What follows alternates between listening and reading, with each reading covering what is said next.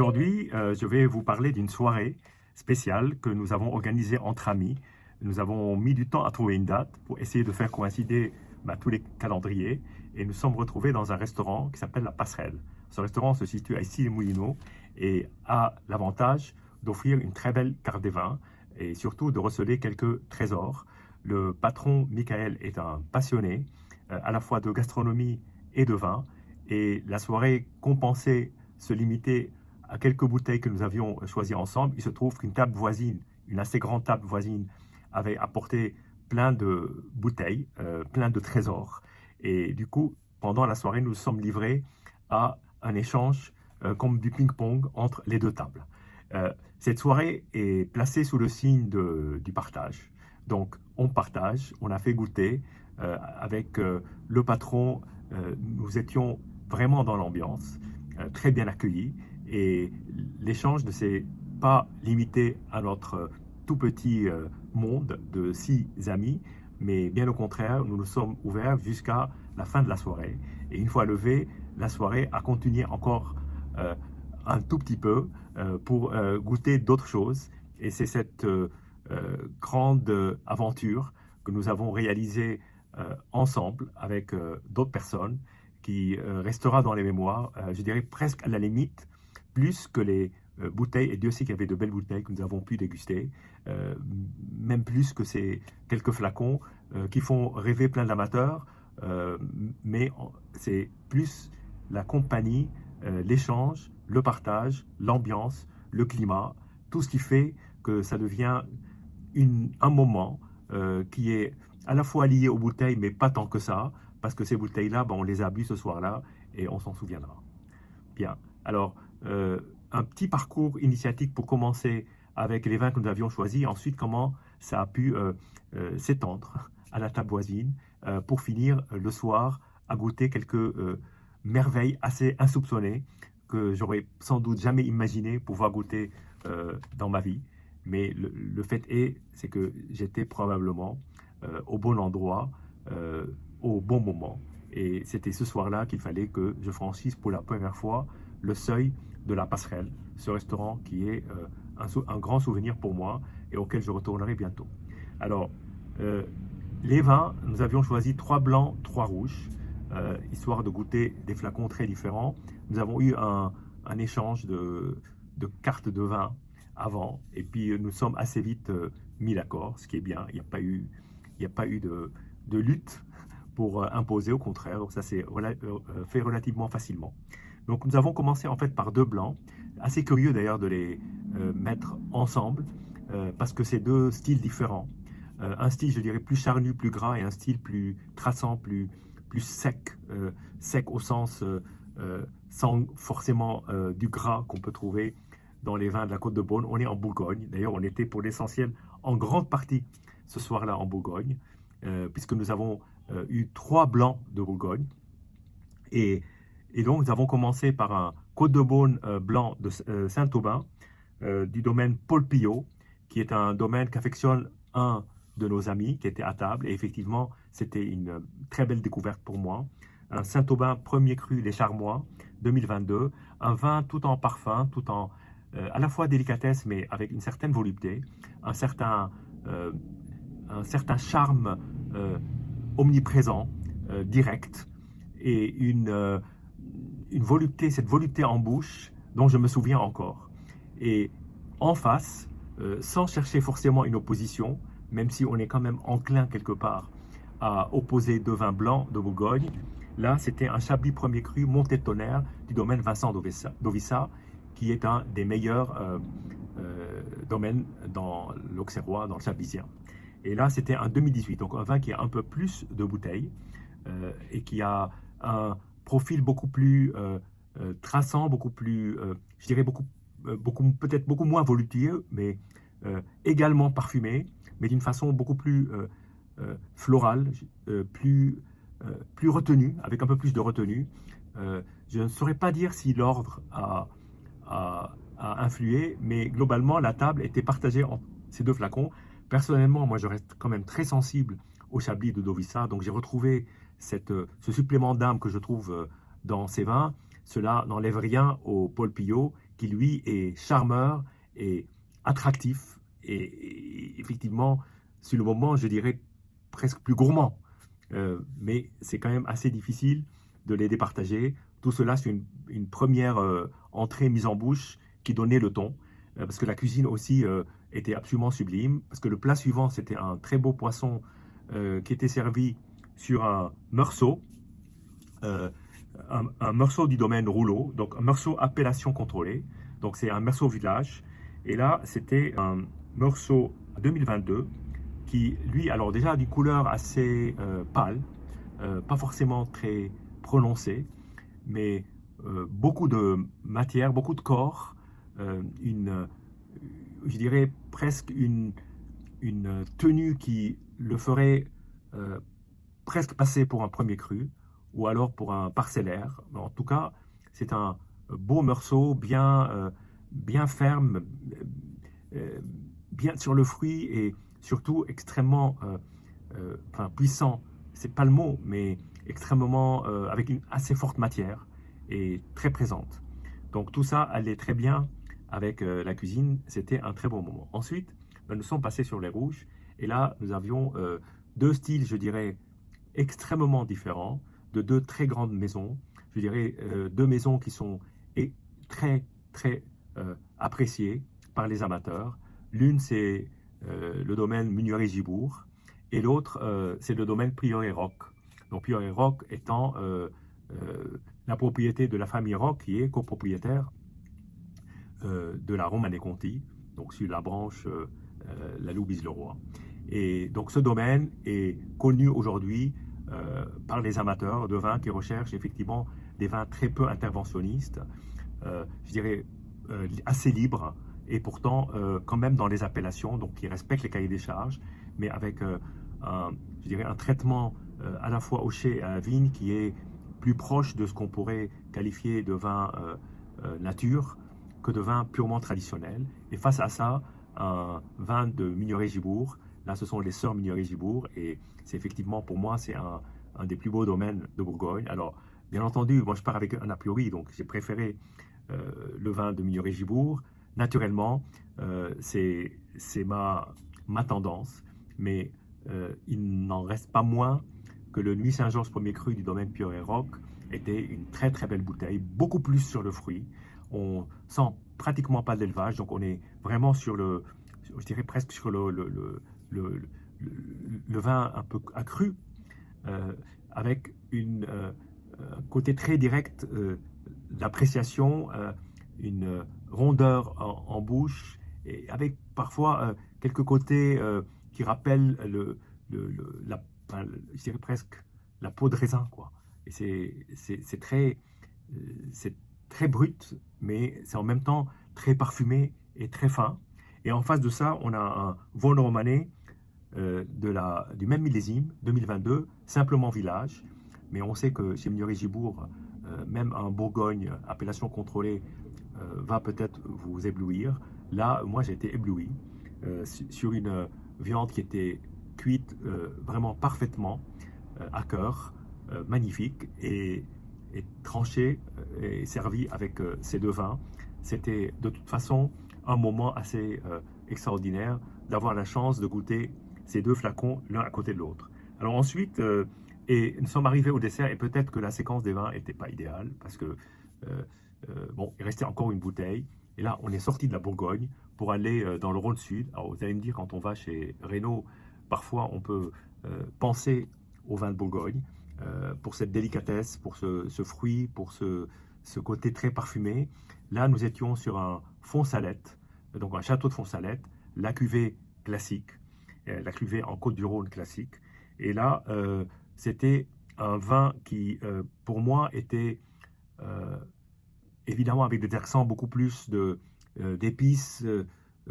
On sentait évidemment bien plus le vin du Sud après le voyage que nous avions fait en Bourgogne.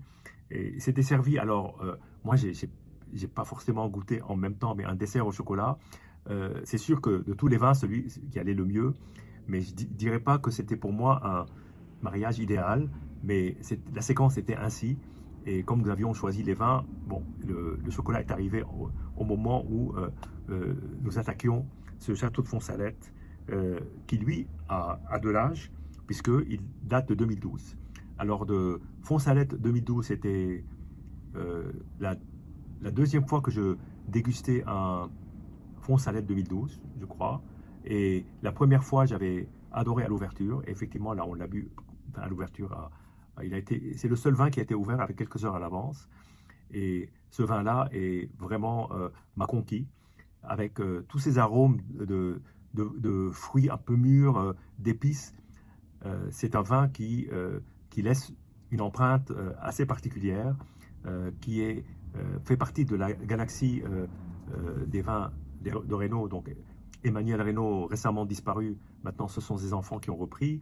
Ce vin est vinifié à Rayas, bien que ce soit une propriété qui ne soit pas collée à Rayas, qui soit sur un terroir différent. D'ailleurs, on y cultive aussi la Syrah et je crois le Cinsault, si je ne dis pas de bêtises. Mais en tout cas, il n'y a pas que du grenache, alors qu'à Rayas, Pignan, il n'y a que du grenache. Très, très belle bouteille qui a maintenant 13 ans, 13-14 ans, et qui commence à s'ouvrir et à être gourmande et vraiment superbe à la fois, alors le nez déjà, et puis ensuite en bouche. Bien, alors si ça s'arrêtait là, c'était parfait. Si ça continuait, c'était encore mieux, plus que parfait. Je ne sais pas si on peut le dire comme ça, mais on a eu des échanges avec la table d'à côté, et un des échanges portait sur un Vega Sicilia. La table voisine me disait que c'était un réservoir spécial. J'ai regardé l'étiquette, ce n'est pas un réservoir spécial, c'est une Cosecha. Cosecha, ça veut dire que c'est un vin millésimé. La réservoir spécial, c'est Vega Sicilia, c'est un assemblage de, en théorie, 3 millésimes, mais ça dépend. Récemment, c'était que 3 millésimes, mais pendant une époque, c'était parfois 2, parfois 4, et très souvent 3. Mais là, c'est un Cosecha, mais le millésime est effacé. Et donc, nous l'avons goûté, et franchement, bon, c'est un vin qui a quand même de l'âge, c'est clair. C'est pas un vin de prix jeunesse. Je dirais, moi, comme ça, rien qu'à le déguster, je lui donnerais au moins 50 ans, peut-être même 60 ans. Et puis j'ai commencé ma petite enquête pour essayer de trouver de quel millésime il s'agissait. Donc j'ai commencé à regarder sur Internet. Alors comment je me suis repéré? Par rapport au nombre de bouteilles, puisque chaque cuvée en fait fait un nombre de bouteilles qui est différent. Et c'est comme les vins de la Romanée Conti. Donc quand vous regardez l'étiquette, vous savez, même si le millésime est effacé, vous savez retrouver le, le millésime. Là, il s'agissait de 25 500 bouteilles. Donc j'ai regardé. Alors 25 500 bouteilles, c'est une petite récolte. Typiquement, c'est 35, entre 35 et 40 000.